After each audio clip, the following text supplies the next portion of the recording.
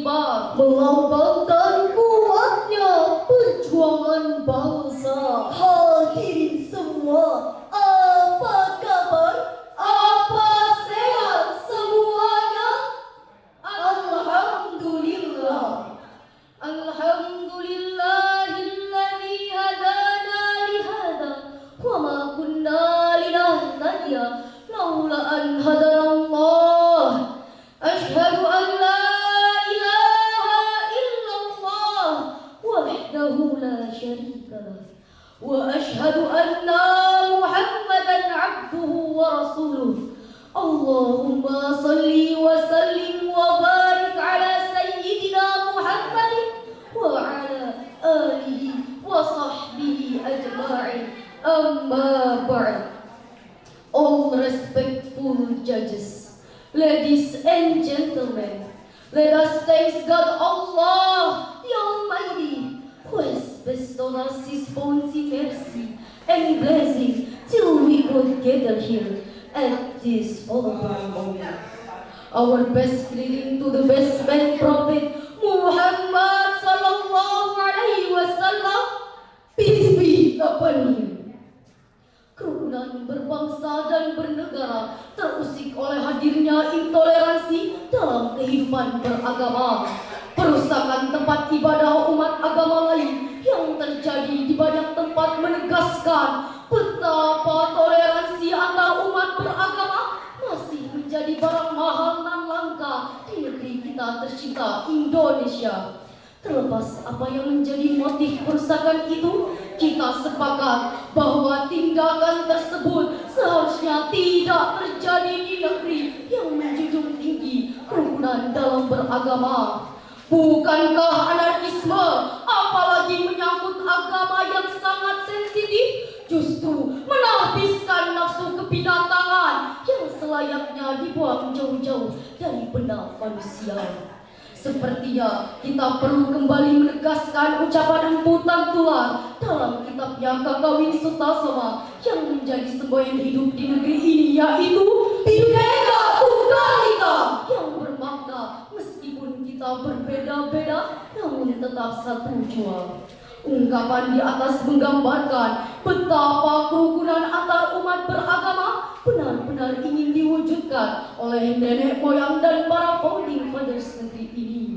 Tidak ada sikap saling mencurigai, apalagi saling mengintimidasi. Justru yang hadir di tengah-tengah kehidupan adalah kenyamanan dalam keragaman. Inilah yang dalam istilah psikologi disebut get comfortable in battle, sebuah kondisi jiwa yang mampu merasakan ketentraman meskipun berada di tengah paradoksal kehidupan. Berangkat dari paparan singkat di atas, dalam kesempatan ini izinkanlah kami membawakan syarahan Al-Quran yang berjudul Merawat Kerukunan Umat Beragama dalam Bingkai Bhinneka Tunggal Ika, dengan landasan awal surah Al-An'am ayat 108 sebagai berikut ini.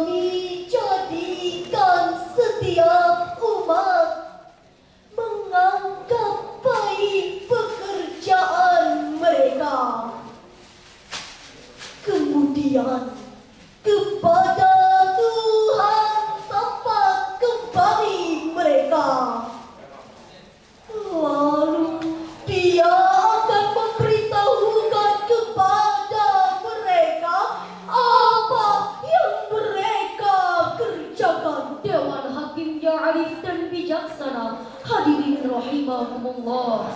Terkait ayat di atas, Ibnu Katsir menjelaskan bahwa Allah melarang umat Islam untuk memaki Tuhan orang-orang musyrik, walaupun ada nilai kemaslahatan dalam makian tersebut, sebab akan terdapat mafsadah atau kerusakan yang lebih besar, yaitu sikap mereka yang memaki Tuhan orang-orang yang beriman. Dengan adanya pemahaman tersebut, sikap saling menghargai antar pemeluk agama seharusnya ditampilkan dalam kehidupan berbangsa dan bernegara. Banyak perkara yang lebih besar yang sebenarnya dapat diselesaikan bersama dengan mengesampingkan latar belakang agama. Tidak dapat dipungkiri bahwa Allah memerintahkan umat Islam untuk mengambil jarak demarkatif dengan non-muslim. Betapapun demikian, menurut Al-Fadil Sayyid Qutb dalam kitabnya At-Tafsir fi Zilalil Quran menjelaskan bahwa Allah Jalla wa'ala mengajarkan juga kepada umat Islam agar dalam mengambil jarak tersebut dilakukan dengan beradab, bukan biadab, penuh wibawa, bukan cemooh, penuh harga diri, bukan malah menjual diri. Na'udzubillah. Hal ini adalah suatu sikap yang sesuai dengan statusnya sebagai orang-orang yang beriman. Ma'asyiral muslimin wal muslimat rahimakumullah. Islam adalah agama yang diturunkan kepada seluruh umat manusia. Islam menjadi rahmat bagi seluruh manusia dan semesta alam. Artinya, nilai-nilai kasih sayang dalam Islam tidak hanya diperuntukkan bagi umat Islam NC.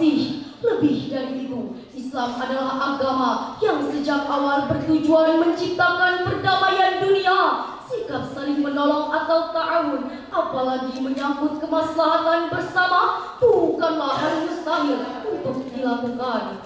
Potret kehidupan yang rukun antara umat Islam dan non-Muslim ketika Nabi Muhammad SAW hidup di Madinah adalah bukti terbaik dalam mengaplikasikan nilai kerahmatan Islam. Islam menjadi agama yang merangkul, bukan membukul, mensalehkan, bukan gemar mensalah-salahkan. Islam sebenarnya membuka keran yang lebar bagi umatnya untuk berbuat baik kepada umat agama lain. Betapapun agama mereka berlainan, namun mereka tetaplah makhluk ciptaan Tuhan yang berhak atas perlakuan baik selama hidup di dunia. Justru ketika umat Islam bersikap sinis kepada umat agama lain akan menciderai substansi Islam itu sendiri. Islam tidak menginginkan orang-orang memeluk agama karena faktor keterpaksaan. Berkaitan dengan hal ini, Allah Subhanahu wa taala berfirman dalam surah Al-Mumtahanah ayat 8 sebagai berikut ini.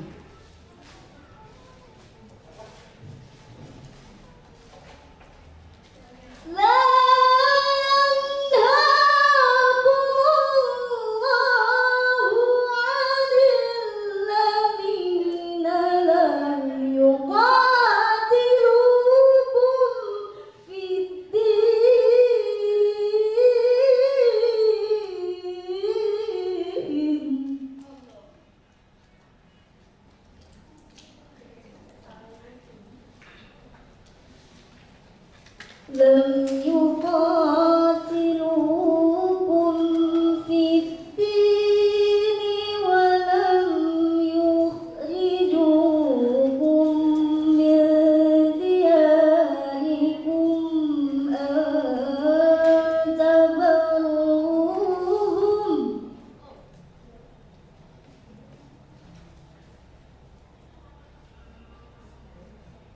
إن الله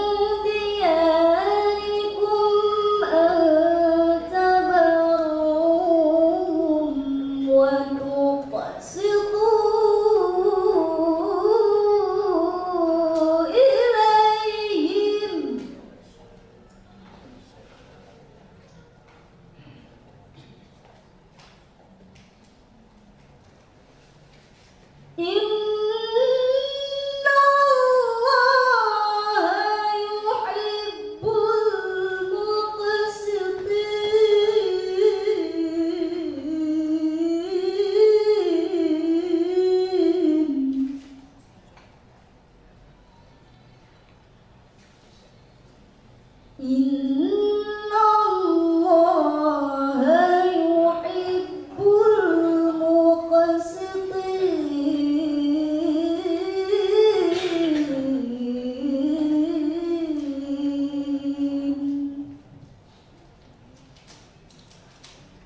Sadaqallahul azim. Allah tidak melarang kamu untuk berbuat baik, berlaku adil terhadap orang-orang yang tidak memerangimu dalam urusan agama dan tidak mengusir kamu dari kampung halamanmu. Sesungguhnya Allah mencintai orang-orang yang berlaku adil. Maha benar Allah yang Maha Agung dengan segala firman-Nya. Ma'asyiral muslimin wal muslimat rahimakumullah. Dalam tafsir Al-Jalalain secara singkat diartikan bahwa dhamir hum dalam ayat tersebut bermakna al-kufar atau orang-orang kafir. Sedangkan kata tabarruhum menurut Roy Shihab dalam kitabnya Tafsir Al-Misbah berasal dari kata al-bir yang luasnya. Dataran yang terhampar di persada bumi ini dinamai bar karena luasnya. Dengan pemahaman tersebut tercermin justifikasi untuk melakukan aneka kebajikan bagi non-muslim selagi tidak membawa dampak buruk bagi umat Islam. Dengan pemahaman tersebut kerukunan akan dapat pula terwujudkan. Dewan Hakim yang arif dan bijaksana, hadirin rahimakumullah. Pentingnya merawat kerukunan bangsa yang heterogen seharusnya menjadi kesadaran bagi seluruh elemen bangsa, di mana hal ini baru dapat terwujudkan ketika seluruh elemen bangsa dapat berjabat erat, bersatu padu, bergandeng tangan, mewujudkannya dalam kehidupan bangsa yang berbineka tunggal ika. Mengutip apa yang dituliskan oleh Marwan Ja'far dalam sebuah opini di Harian Republika, kita perlu kembali pada prinsip umum ajaran Islam atau Muqasid al-Syariah tentang eksistensi agama lain, yakni pengakuan terhadap nilai-nilai kemanusiaan dan keabsahan de facto attitude sebagai bagian integral dari sebuah keutuhan komunitas. Hal ini tercermin dalam sebuah syair lagu berikut ini. Sungguh indahnya negara kita, Indonesia Raya, beragam suku, budaya dan agama, harmonis dan selaras berdampingan, bersama membangun bangsa, bertekad bulat satukan rasa, hidup damai dalam keberagaman, warnai Indonesia, tingkatkan kualitas bangsa, bergandeng tangan menggapai asa, hidup damai dalam kebinekaan, itulah Indonesia, kitalah Indonesia, Indonesia. Dewan Hakim yang arif dan bijaksana, hadirin rahimakumullah. Simpulan yang dapat kita petik dari pensyarahan Al-Quran di atas adalah sebagai berikut. Pertama, di tengah kehidupan bangsa yang plural, toleransi menjadi pijakan utama untuk merajut persatuan dan kesatuan. Ketika toleransi itu hilang dari tengah-tengah kehidupan, maka yang terjadi adalah sikap saling mencurigai yang berimbas pada ketidaknyamanan dalam kehidupan berbangsa dan bernegara. Kedua, toleransi atau tasamuh dalam konteks agama Islam adalah bagian dari cara untuk membumikan nilai kerahmatan Islam kepada semesta alam. Ketika hal ini dapat terwujudkan, maka kedamaian serta kerukunan di bumi tercinta Indonesia akan menjadi sajian utama. Sebagai penutup, jika kerukunan antar umat beragama dapat terjalin, impian untuk hidup bangsa yang harmonis insya Allah akan segera terpenuhi. Semoga Allah Rabbul Alamin selalu memberikan kekuatan dan rahmatnya kepada kita. Amin ya mujibas sa'ilin. Bunga sedap di atas meja, anak dusun pasang pelita. Andai terhilang tutur bicara, jadi disusun maaf dipinta. Uzur maqala wala tansur man qala. Wallahu wafiq ila aqwamit thariq. Wassalamualaikum warahmatullahi wabarakatuh. Waalaikumsalam warahmatullahi wabarakatuh. Demikianlah penampilan finalis Musabaqah Syarhul Quran Putri.